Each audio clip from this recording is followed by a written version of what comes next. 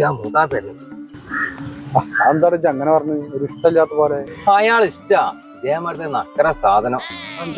ചങ്ങായി ഇന്റെ കല്യാണം ഒക്കെ മുടക്കണ അയാളാണ്.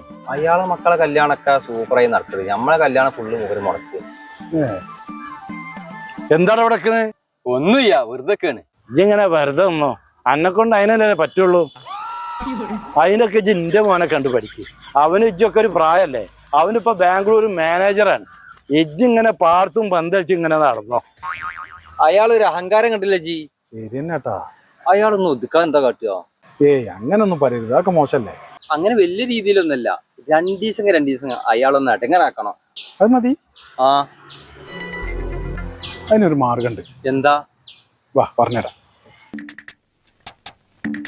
ഗുളി കൊണ്ട.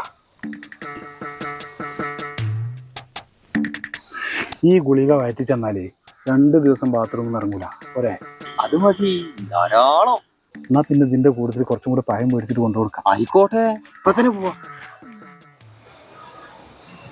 മൂത്തമ്മ കേറടാ. കേറിയ മൂത്തമ്മ, ഇതേ വീട്ടിലുണ്ടായ കുറച്ച് പഴമാണ്. മൂത്താപ്പ ഭയങ്കര ഇഷ്ടമല്ല. അതാണ് കൊടുത്താല്. അതൊന്നും പറഞ്ഞാ പറ്റൂല. ചായ എടുത്തിട്ട് പോവാ.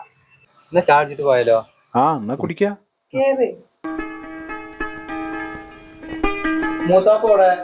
മൂത്താപ്പ പള്ളിയിൽ പോയത്. നിങ്ങൾ കഴിച്ചോളൂ.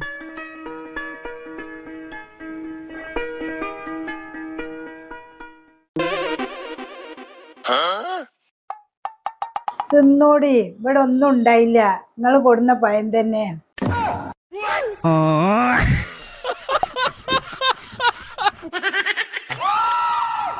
കക്കൂസ്